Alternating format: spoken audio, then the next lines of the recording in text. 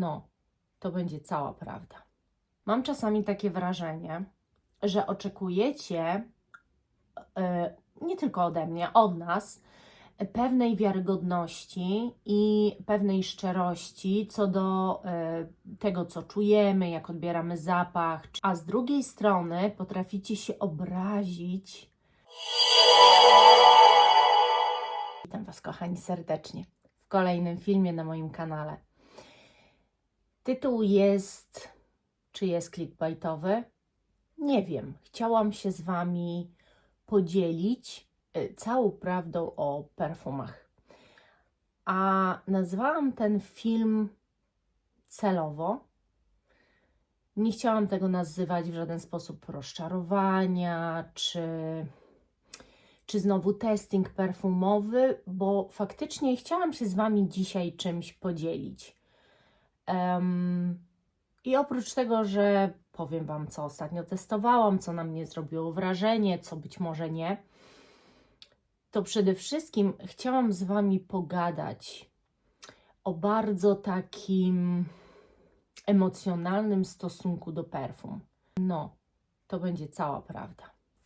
Ogólnie przyjęłam w tym roku taką zasadę, że chciałabym naprawdę tak poeksplorować trochę markami ten świat perfumowy. Głównie z tego tytułu, że zauważyłam u siebie taką tendencję, że jak wchodzę w jakąś markę, to jedne marki mnie do siebie przekonują, a inne marki mam na przykład tylko po jednym zapachu i nie myślę o tym, żeby, nie wiem, żeby próbować, kupować inne, eksplorować świat tej danej marki. Ponieważ zauważyłam u siebie taką tendencję, że lubię, nawet nie wiem czy kolekcjonować, ale lubię to, kiedy z jednej marki podoba mi się tak dużo zapachów, bo po pierwsze one naprawdę pięknie wyglądają na półce, wszystkie mają takie same flakony, a po drugie łatwo jest mi z tej marki kupować perfumy i są to dla mnie takie pewniaki. Natomiast wiecie, przewija się ogrom różnych marek. To, o czym ja dzisiaj Wam opowiadam, to jest tylko jakaś część, którą sobie zamówiłam. Też nie wszystkie chyba znalazłam, ale to jest część, którą sobie zamówiłam i do próbek jeszcze dostałam jakieś próbki, albo do zamówień perfum dostałam próbki. I sobie testowałam. Mam też jedną odlewkę, o której chciałam z Wami pogadać i sobie to testowałam. I o co mi ogólnie chodzi, jeżeli mówię o te emocje, a perfumy? Mam czasami takie wrażenie, że oczekujecie, nie tylko ode mnie, od nas, pewnej wiarygodności i pewnej szczerości co do tego, co czujemy, jak odbieramy zapach, czy jest dla nas wyjątkowy, jaka jest jego charakterystyka, czy polecamy. A z drugiej strony potraficie się obrazić za to, że na przykład powiem szczerze, że jakiś zapach mi nie leży. Pamiętajcie, że ja nie uderzam w Was. Po prostu to jest taki świat. To jest świat, w którym każdy odnajdzie siebie, coś dla siebie, ale nie każdemu będzie zawsze pasowało to samo. Ja na pewno mam w swojej kolekcji kompozycje, które Wam przypadną do gustu i na 100% są też takie, które są bardziej kontrowersyjne i mniej takie, nawet nie wiem, uniwersalne, mniej dla takich odbiorców, którzy już tak jak ja poszukują naprawdę wyjątkowych kompozycji. Ja robię ten wstęp głównie dlatego, że to, o czym ja Wam dzisiaj będę opowiadała, też różne emocje tu będą. Nie chciałabym bać się, a to zaczyna się dziać, że zaczynam bać się mówić szczerze coś niezbyt pochlebnego o jakimś zapachu.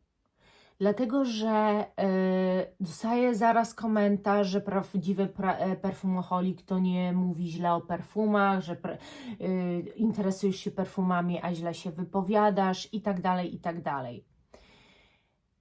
Chciałabym, żeby to był taki kanał szczery, recenzyjny, taki, gdzie ja naprawdę Wam mówię to, co czuję. Słuchajcie, ja mam przewąchane, myślę, że na dzień dzisiejszy spokojnie 1000 zapachów. I to jest spokojnie. Moje szuflady są przepełnione próbkami. Wysłałam do Was multum próbek. Mam odlewki. Mam swoich zapachów całą masę, całą kolekcję, też niemałą.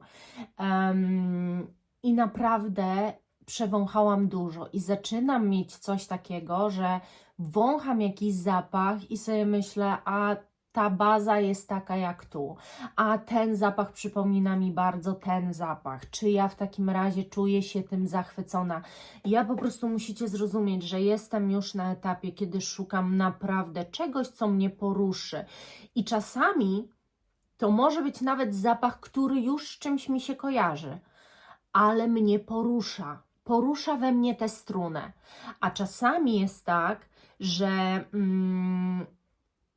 ktoś ubóstwia jakiś zapach, a dla mnie on jest tak bardzo wtórny i tak nic nie wnosi do mnie, do mojej osoby, że nie potrafię się zachwycać takim zapachem. Staram się Wam mówić, że obiektywnie rzecz biorąc jest to zapach ładny, ale jak przy ostatnich nowościach perfumowych, gdzie generalnie wspomniałam o Idolu, nie było recenzji. Ja tam Wam mówiłam, że nie zamierzam go testować, ale ponieważ tak dużo się o tym Idolu najnowszym mówiło, to ja poszłam sobie go powąchać i potestować, na siebie zaaplikować, pochodzić w tym i tak dalej. Ja nie chcę Was urazić. Ja wiedziałam, że zdania, i tam też to mówię w tym filmie, że wiem, że ten zapach na pewno do kogoś trafi i wiem, że się komuś spodoba. Powołałam się na Dorotkę, dlatego że Dorotka ma bardzo fajny zmysł, jeżeli chodzi do ludzi. Ona wysyłała mi kiedyś próbki perfum. Bardzo fajnie mnie rozumie perfumowo. My mamy totalnie, mam wrażenie, w większości odrębny gust. Może dlatego jej tak łatwo jest stwierdzić, czy coś mi się spodoba, czy nie. I jak ja go powąchałam, to daję słowo, że dla mnie to jest najgorszy żel pod prysznic. Bardzo syntetyczny i bardzo źle zrobiony. I teraz mówię Wam szczerze, jak go odbieram. Ale nie każdy go musi tak odbierać. Jeżeli on się Wam bardzo podoba, to super. Słuchajcie, przecież to nie jest katastrofa, że mi się nie podoba, tak? To jest absolutnie normalne, że tak mamy. Ja pragnę mieć kolekcję, która będzie bogata przede wszystkim w różne doświadczenia zapachowe. Taki przyświeca mi obecnie cel. Takie mam założenie na ten rok, że ja jestem mistrzem założeń i celi i lubię je sobie robić i zakładać. To kupuję po 20-30 próbek, zamawiam, czego w tamtym roku aż tak nie robiłam. I testuję, eksploruję markami, żeby odnaleźć coś, co mnie po prostu, nie wiem, czy powali, bo ja też czasami szukam i to dzisiaj też Wam udowodnię. Nie wiadomo jak, projektującego i tak dalej. Nie, on może być bliskoskórny, może być turbokobiecy. On ma mnie po prostu porwać i zanęcić. A czasami i ostatnio, bardzo często to się dzieje, z tak naprawdę zwykłymi woniami, słuchajcie. I o tym będzie dzisiaj. Przejdźmy już do tego. O pierwszym zapachu, o którym Wam w ogóle powiem, to dostałam taką próbkę do zakupów perfumowych i to jest Le Bain Bourbois Le Feni. I teraz 2015. Tak, to jest kompozycja z 2015. I to jest coś, profil zapachowy, do którego ja zaczynam się przekonywać, który mnie zaczyna porywać i powiem Wam dlaczego. Obecnie zauważyłam, że mam taką tendencję, że jeżeli testuję dwa zapachy, jeden jakiś owocowy, słodkawy, owocowy, musujący, a drugi jakiś suchy, drzewno-suchy, czy nawet nie drzewno-suchy, po prostu bardzo suchy w odbiorze, no to wybiorę ten suchy. To po pierwsze. Po drugie, zauważyłam, że profil zapachowy, jakim jest kadzidło kościelne, zaczyna do mnie bardzo mocno trafiać. A jeszcze kadzidło kościelne, które jest podane na bardzo, bardzo sucho, na bazie bardzo sucho drzewnej, to jest coś przepięknego. Ten zapach nie ma grama słodyczy. Jest naprawdę piękny, trwa bardzo długo, chociaż jest to bardzo zapach świeży. To jest po prostu zapach świeży, no bo kadzidło kościelne to nie ma tu nic otulającego. Tu czuć te posadzki zimne. Wręcz moim zdaniem jest tu jakby taka mineralność wręcz tego zapachu. Niezwykle mi się podoba ten zapach. Proponowałyście mi na jednym z live'ów Purple Night, który też testowałam właśnie z Le Bain Bourbois, który jest tuberozowy. I ja byłam fanką tuberozy, nadal pewnie w jakimś stopniu jestem, ale jestem już znudzona. I też to musicie zrozumieć, że każdy perfumoholik przechodzi pewne etapy. Czasami jest tak, że się rozwijamy, a później znowu sięgamy do tego, co było tak naprawdę na samym początku, więc pewnie mnie też czeka powrót do tego, co mi się podobało kiedyś, jaśminu, tuberozy, mocnych, słodkich wanilii, słodkich woni, ciężkich, ale obecnie jestem fanką czegoś suchego, kompozycji suchych, i kadzidło kościelne jest czymś przepięknym. Dlaczego tego nie mam? Dlatego, że ten zapach kosztuje 1000 zł. A ja mam też taki cel ustawiony sobie, że będę kupowała tylko kompozycje, które mnie totalnie zwalą z nóg, które mnie na tyle oczarują, że będę o nich myślała kilka następnych dni. Jeżeli tak jest, że nie mogę o jakimś zapachu zapomnieć, to ten ląduje na mojej wishliście. Także on jest, ja mam go w pamięci, myślę trochę o nim, ale jeszcze go nie mam, bo mam inne ważniejsze. W każdym razie zamówiłam sobie też odlewkę Imagine Guerlaina, bo też pisałyście właśnie mi wtedy na tym live'ie, że no to jest przepiękny zapach, sprawdź sobie Marta. On kosztuje 3500. Więc kupiłam sobie odleweczkę, miałam sposobność, więc to zrobiłam. I teraz powiem Wam coś, co być może właśnie Was bardzo zaskoczy. Natomiast chciałabym, żeby w tym wszystkim był jakikolwiek rozsądek. Może go czasami nie być, ale jeżeli ja czuję zapach, który mi się podoba, podobał się nawet Wojtkowi i to bardzo, ale który ja czuję przez 15 minut. Mało tego, jak pytałam Wojtka, ja go nosiłam globalnie, żeby była jasność. Ja naprawdę go nosiłam globalnie. Tu było 5 ml i jest zużycie bardzo duże. Ja go testowałam na nadgarstkach, nosiłam go globalnie. I mimo, że to jest piękny zapach, to nie jest to zapach wyjątkowy. Nie w mojej ocenie.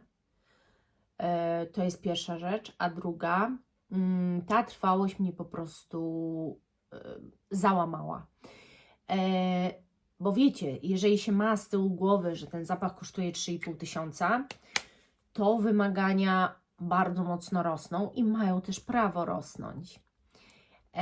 Ja nie chcę mieć flakonu i bardzo dobrze, że kupiłam sobie odlewkę, bo przynajmniej wiem, że flakon Imagine u mnie w kolekcji przynajmniej teraz się nie pojawi. Ja jeszcze go będę nosiła, bo jak widzicie mam, więc będę go jeszcze nosiła latem. Być może jest tak, że latem czy wiosną nawet będzie grał cudownie i się w nim zakocham i jednak postanowię go mieć. Ale teraz zimą nie dał rady absolutnie.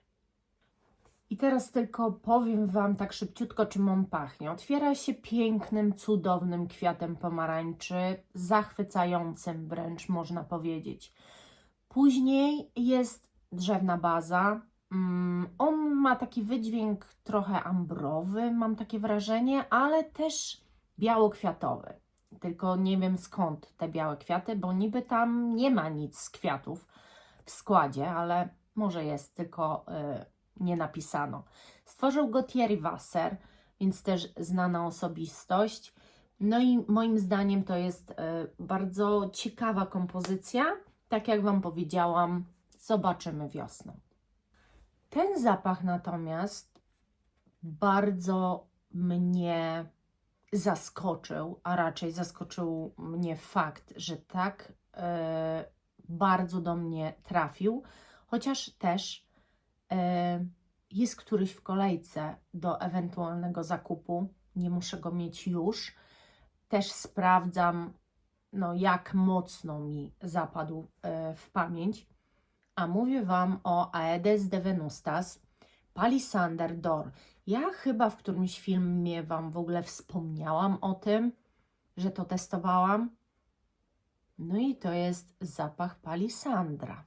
I to naprawdę, że ja jestem, słuchajcie, z budowlanki i się stolarką zajmuję. I kiedyś też na produkcji pracowałam, w sensie w firmie, która produkowała, ale nie na produkcji, tylko w biurze. Ale pchałam się na tę produkcję zawsze. To jest taki zapach palisandra, tylko jeszcze takiego obrabianego, jeszcze z niego wióry lecą i to czuć. Takie jest to bardzo świeże i jeszcze bardzo zachowany naturalny zapach, bez jakichś takich olejowych i takich dziwnych innych sytuacji, kiedy to już jest drzewo obrabiane. Jest też dosyć aksamitne albo w swojej formie kremowe, ale nie na tyle, nie aż tak może jak drzewo sandałowe, ale nie da się ukryć, że jakaś kremowość tego zapachu jest. Jest też, nie wiem jak to powiedzieć, ale wydźwięk tego zapachu jest bardzo silnie uniseksowy, nawet bym powiedziała, co mnie niesamowicie zaskoczyło, przechylający się w damską stronę, jeżeli chodzi o taką kobiecość tego zapachu. Przepiękny jest ten zapach. Bardzo, bardzo do mnie trafił. Niesamowicie mi się spodobał. I tak jak mówię, skoro utrzymuje się myślenie o tym zapachu, to myślę właśnie, żeby go mieć. Jak wiecie, Cafe Tabak z tej marki mam i jestem zachwycona. Jeżeli chodzi o parametry, ta marka robi świetne parametry. Ten zapach też ma świetne. Miałam też próbkę u Bijon i to był Kelke Fleur L'Original i mam flakon. Mam flakon, bo naprawdę, nawet na live'ie, którymś gadałyśmy, ogólnie ta kompozycja jest niby z 1913 roku, natomiast bardzo ciężko jest w to uwierzyć. Na początku jest jakaś taka mydełkowość, ale to też nie jest jakaś taka mydełkowość jak na przykład w rumbie, która jest mocno uderzająca, tylko jest to nadal coś dosyć subtelnego. To jest, bardzo mi przypomina pewien kosmetyk z lat 90. bardziej bym powiedziała. Nie wiem, czy to balsam do ciała, czy to właśnie jakaś taka forma może mydła, ale coś mi przypomina jak po prostu go wącham, to wracam do tamtych czasów i coś mi bardzo, bardzo mnie przenosi w tamte lata. Powiem Wam, że tak, to jest zapach bardzo mocno kwiatowy, nie ziemski. To jest turbo kobiecy zapach, bardzo elegancki, wykwintny, niesamowicie noszalny. Raczej podbija kobiecość niż vintage, niż jakaś taka, nie wiem, niż mamy jakieś takie myśli o starszej pani. No nie, ja bym nie powiedziała, że to jest w ogóle w wydźwięku vintage. Chociaż z drugiej strony może tak ktoś pomyśleć i powiedzieć, ale dla mnie nie. Dla mnie to jest przepiękny kwiatowy zapach. No i musiałam go mieć. Powąchałam i flaszka jest. Zapragnęłam też poznać w końcu lepiej markę Clive Christian. Ona od zawsze była na moim radarze takim marzeniowym. Te perfumy kosztują ogromne już według mnie pieniądze, no ale są droższe, tańsze, zróżnicowane są ceny. Nie wszystkie flaszki kosztują tyle samo. W każdym razie bardzo pragnęłam je poznać. No i w sumie dzisiaj zużyłam cały. Dzisiaj na sobie nosiłam, a tego też już prawie nie mam. Dzisiaj na sobie nosiłam 7 Cosmos Flower. Bardzo ciężko jest tak turbo obiektywnie ocenić zapachy, kiedy z tyłu głowy się ma ich cenę. To nie jest proste, bo to jest tak. Z jednej strony czuć, jak dobrze skomponowane są to zapachy. One są przepiękne, fantastycznie się noszące, bardzo eleganckie. To jest marka dla wytwornych, eleganckich kobiet. Ale na początku byłam zachwycona. Na początku, który nie aplikowałam na nadgarstek, ja byłam po prostu zachwycona. Ale później zaczęłam o nich myśleć, czy coś mi przypominają. No więc ten akurat Cosmos Flower jest taki troszkę nawet mydlany momentami. Coś jakby, jakaś część była też z takich zapachów typu Kirkę czy Erba Pura. Jest jakiś taki niuansik, fragment, który mi tak trochę, tylko że nie ma tej mocy. Ale tak jakby czuję pewien procent z tych zapachów. Coś mnie przywołuje do nich. Ogólnie tak jakby myślicie sobie, no znacie, to nie jest nic takiego wow. A później zaczęłam testować właśnie całodziennie. No i nie wszystkie przetestowałam całodziennie. Przetestowałam 3 zapachy, które najbardziej mnie nadgarstkowo zainteresowały. Przetestowałam całodziennie i parametry mnie po prostu rozczarowały. To są zapachy ogólnie bliskoskórne. Jest jeden z nich, który jest bardzo silnie projektujący, ale jest właśnie okropny dla mnie. Przywołuje mi też już na myśl coś, co jest na rynku. Ale po kolei. Cosmos Flower to jest dla mnie taka trochę abstrakcyjna nazwa, że to jest flower, ponieważ to jest zapach moim zdaniem owocowy, właśnie troszkę coś z Erba Pury, jakoś takie czuję po prostu powiązanie z Erba Purą. Bardzo mi się to nie spodobało, bo jak mi te skojarzenie przyszło od samego początku, to skreśliłam ten zapach i dzisiaj, mając go cały dzień na sobie, skreślam go, bo Erba Pura to przynajmniej ma parametry, a tu nie ma za bardzo tych parametrów, więc rozczarowanie. I ogólnie to ja się cieszę z tych rozczarowań, no bo tak naprawdę ja myślałam, że ja jakiś flakon sobie kupię. Clive Christian No. 1. Kupiłam jeszcze raz próbkę, miałam kiedyś flakon. ale nic kompletnie nie czułam i stwierdziłam, że dostałam podróbę. Mogłam odesłać, bo zgłosiłam to jako reklamację. Mogłam odesłać i odesłałam. I teraz kolejne rozczarowanie tym zapachem number one. On jest dosyć silny, ale to jest dla mnie Samsara.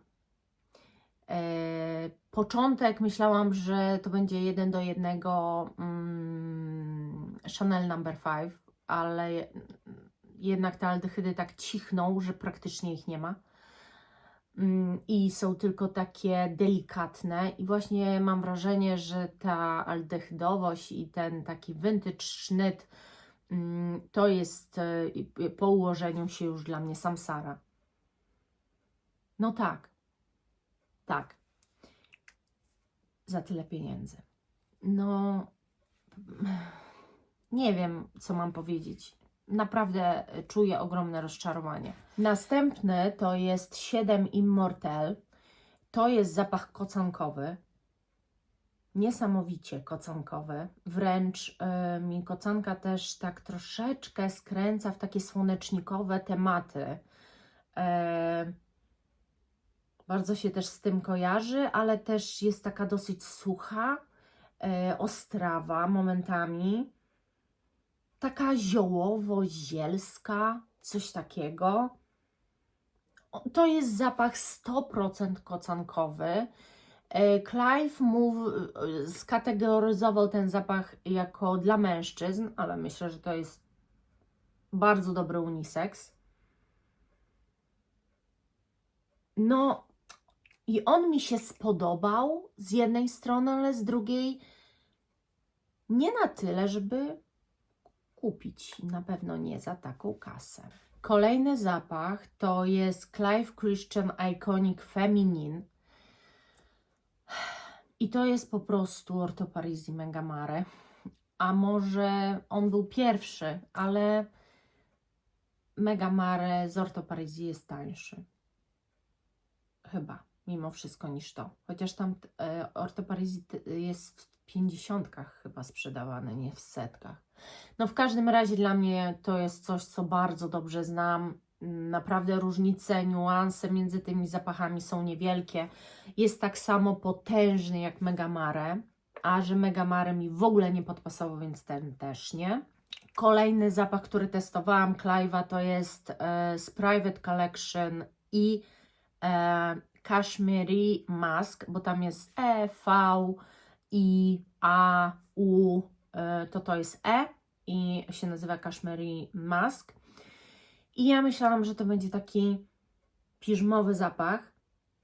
No i on jest piżmowy, jest zrobiony na taki styl piżmowy, ale tak jakby strasznie mocno podrasowany jakimiś kwiatami. Tak myślę, że wyczuwam tu, bo on na początku jest bardzo cichy. On jakby się rozbudza z czasem leżenia na skórze. Zachodzi takie dziwne zjawisko, kiedy on się na tyle budzi, że zaczyna tak projektować i krzyczeć. I w tym momencie, kiedy tak zaczyna projektować i krzyczeć, bo na początku to mam wrażenie, że czuję tylko jakąś pomarańczę, czerwoną, słodką taką wręcz mocno, a później i cichnie, nie ma go. A później jak się budzi, to mam wrażenie, że uderza w Was jaśmin na piżmie. I jakieś drewno kaszmirowe. Tak. To ma taki wydźwięk troszkę właśnie jakiś taki otulającego swetra, ale też no nie do końca, bo jaśmin jest dosyć świdrujący. Nie jest w ogóle słodki, żeby była jasność, ale taki mocny, taki silny, mocno wkręcający się w nos. Nie rozkochał mnie ten zapach w sobie, po prostu. No i X Feminine to jest jedyny zapach, który zrobił na mnie wrażenie. Myślałam, że wręcz go kupię nawet, ponieważ to jest właśnie zapach kobiety. Zaczęłam go, słuchajcie, wąchać i na mojej skórze wydał się taki owocowy oczywiście, bo to jest zapach owocowy, ale turbo kobiecy. Tak niesamowicie na mnie leżał, że aż z ciekawości weszłam na Fragrantikę zobaczyć, czy on jest do czegoś podobny, ponieważ nie wydał mi się jakoś nie wiadomo jak odkrywczy. Wydał mi się piękny, ale byłam zainteresowana, czy jest do czegoś podobny, czy mogę coś kupić zamiennie, żeby nie płacić takiej kasy, bo naprawdę nie miałam takiego poczucia, że wącham coś odkrywczego. I kiedy weszłam na Fragrantikę, okazało się, że w pozycji numer 1 zapach, który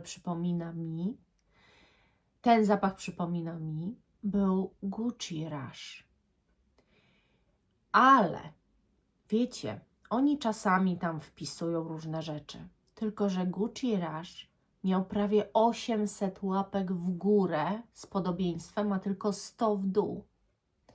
I sobie pomyślałam, no nie, to musi być Gucci Rush. Ja Gucci Rush nigdy nie wąchałam, ale słyszałam i dziewczyny mi opowiadają, Gosia, pozdrawiam, między innymi, jak przepiękny jest to zapach. Zresztą na live'ach często mi piszecie, że Gucci Rush o tak przepiękny, więc być może ten Clive właśnie pachnie. A jeżeli Gucci Rush pachnie tak jak to ja chcę Gucci Rush, powiem Wam o tak. Ale nie chcę Clive'a. Wydaje mi się, że tu jest zdecydowany przerost formy nad treścią. Są marki, które tworzą coś. Oczywiście ciężko jest, słuchajcie, też stworzyć coś bardzo indywidualnego i takiego, co będzie inne niż wszystko, ale uważam, że marka Aedes de Venustas świetnie sobie radzi. Uważam, że Atelier des Ors świetnie sobie radzi. Uważam, że jest mnóstwo Maison Crivelli, mnóstwo marek, które znalazły swoją drogę perfumiarstwa i które ciężko jest podrobić. Natomiast nie wiem też, jaka jest kolejność. Czy Clive był pierwszy z tymi zapachami? Wątpię, żeby był pierwszy niż Gucci Rush, bo Gucci Rush to jest bardzo już stary zapach, więc powiem Wam szczerze, że rozczarowałam się. No i teraz mam taki zgrzyt, dlatego że jeżeli ktoś Clive'a lubi, to nie chciałabym, żeby ktoś to negatywnie odebrał. No po prostu ja nie wyczułam tu ani fenomenalnych składników, ani niezwykłych kompozycji. Raczej coś powtarzalnego, coś, co już znam, coś, co potrafię wręcz wskazać. Dalej. Kupiłam też sobie właśnie próbkę Jovoy. I nie wiem, który ten film puszczam. W każdym razie myślę, że już Jovoy Wam pokazywałam i też o nim Wam opowiadałam. Jovoy Mask Palace. To mnie po prostu oczarowało. To jest niezwykły, piżmowo-drzewny zapach.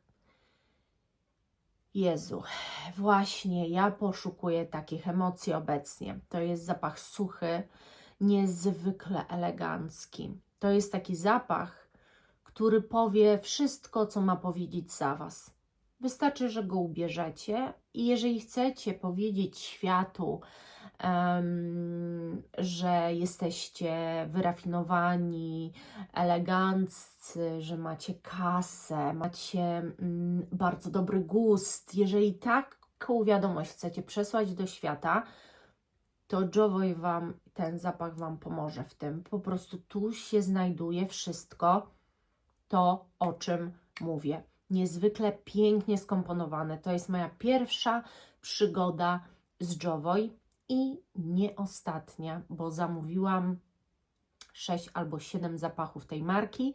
Zamierzam ją poznać i jeżeli reszta zapachów będzie też tak do mnie przemawiać, to na pewno na tym flakonie się nie skończy, bo naprawdę jakościowo wszystko mi w tym zapachu pasuje. Testowałam też, słuchajcie, Atelier des Ors Blanc Polychrome. To jest też ta linia biała. Ona white, coś tam się nazywa. W każdym razie z niej mam właśnie chór aniołów i to jest naprawdę świetny zapach. I znowu, może nie odkrywczy, chociaż nie powiem, żebym czuła podobny zapach gdzieś. To jest bardzo silnie zapach cytrusowy, wręcz to jest takie uderzenie cytrusów, że chór aniołów to się chowa. Oprócz tego czujecie zdecydowanie lawendę, ale ona wcale tutaj nie idzie jakoś mocno w męską stronę. Moim zdaniem bardzo uniseksowy zapach. I to wszystko leży na ambroksanie. Z tym, że ambroksan nie ma tu wydźwięku bakaratowego, tylko ambroksan robi tu po prostu tą projekcję. On tutaj odpowiada za to, jak silnie projektujący jest ten zapach. Ten zapach będą czuli po godzinie, kiedy sobie pójdziecie.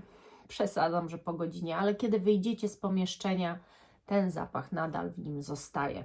To jest tego typu zapach, więc jak lubicie takie, to polecam. Jeżeli nie lubicie cytrusowych, to ja też nie lubiłam, a zaczynam się przekonywać i zaczynam takie mieć w kolekcji, ponieważ one są niezwykle energetyzujące. I ja Wam powiem, że jeżeli chodzi w ogóle o markę, znowu zamówiłam sobie zapach, który bardzo chcę poznać z tej marki i chciałam go kupić w ciemno, ale postanowiłam, że nie kupuję w ciemno zapachów za bardzo, nie porywam się z tym, bo chcę naprawdę tę kolekcję już zbudować taką, że jak Wy zajrzycie do mnie na sklep, to będziecie mieli przekrój tak naprawdę wszystkiego, co chcecie. Każdy profil zapachowy będziecie mogli u mnie kupić. I dlatego właśnie też testuję tak, a nie inaczej. Chcę ten świat eksplorować, ale mądrze, świadomie, później opowiadając Wam, chcę w tym wszystkim czuć te emocje, tą energię, tę miłość do perfum. I na przykład też testowałam Atelier des Ors Cuir Sacré. Bardzo byłam ciekawa tego zapachu. Tak jak nazwa mówi, skóra sakralna. I tak sobie pomyślałam, że jeżeli to będzie taki zapach w takiej tonacji sakralnego kadzidła, gdzie gdzieś tam będzie grała rolę skóra, ale głównie to będzie właśnie te kadzidło kościelne, to być może właśnie zakocham się, bo ten profil mnie w sobie rozkochuje coraz bardziej i będę chciała mieć. I dlaczego tego nie mam? Bo właśnie o ile te kadzidło sakralne jest czymś bardzo chłodnym, jak lastryko, jak te posadzki, i takim bardzo wręcz mineralnym, tak to jest nie aż tak chłodne, a bardziej otulające przez jednak skórę. Naprawdę tę skórę tu czuć, ale to nie jest skóra świeża do końca. Wiecie, że to jest skóra, czujecie ją, ale z drugiej strony z tyłu głowy macie takie przeświadczenie, że nie, to jest jakieś drzewo. I tak naprawdę Wasze zmysły Was ciągle oszukują. Czy czujecie skórzaność, czy drzewność tego zapachu? Kadzidło jest tu jak najbardziej, ale jest to taki niuans, który na mojej skórze nie wybrzmiewa, ale u kogoś może wybrzmieć. Moim zdaniem klej do tej skóry. Jak nigdy nie czułam w zapachach skórzanych tego kleju, tak muszę przyznać, że tu, teraz w korku go wyczuwam. On na mojej skórze za bardzo nie dawał znać, a tu, no, tak jakby wyczuwam. Dlatego nie jest jeszcze w mojej kolekcji. Nie wiem, czy będzie, ale na razie nie. Kolejną markę, którą chciałam poznać i zamówiłam 4 zapachy i przetestowałam, to jest Bois d'Issey de Victorious. I bardzo mi się spodobały buteleczki. przyznam szczerze. No ale też chciałam poznać tę markę i tutaj jest zapach Harmonious. Już Wam mówię sobie, przypominam. Natomiast wiem, że z tej marki nie spodobało mi się nic, dlatego że to wszystko były żywiczne, balsamiczne, z tego co kojarzę, kompozycje. No i tak, to jest po prostu drzewna kompozycja od i tyle tylko czuję. Nie rozwijająca się w żaden sposób, dosyć szybko, w miarę cichnąca, nie jakoś też strasznie trwała, bardzo drzewna, dosyć drzewno-balsamiczna historia. Kompletnie mnie nie porwał ten zapach. Kolejny zapach to jest, słuchajcie, Energizer. No i widzicie, można zrobić zapach cytrusowy, który będzie jakiś, jak Blanc Polychrome czy Chór Aniołów od Atelier des Ors. A można zrobić, i jest jeszcze zresztą tam trzeci, Nuda Venustas, chyba coś takiego w Atelier. A można zrobić zwykły zapach cytrusowy, wręcz brzmiący bardzo mainstreamowo. Jak za takie pieniądze, no w życiu. Nie porwał mnie, nie zachęcił do zakupów. Ogólnie żadna z tych próbek mnie nie porwała, tej marki, i nie zachęciła do testowania dalej. Kolejna kompozycja to jest Ardent i to jest po prostu zapach różany. Nie powiem, że brzydki. Oud z różą, z paczulą. No, dzieje się tu trochę. Czuję też miód, wręcz odzwierzęcy. Może wosk? Wosk. Wosk normalnie czuję. No i róże. Generalnie różany zapach.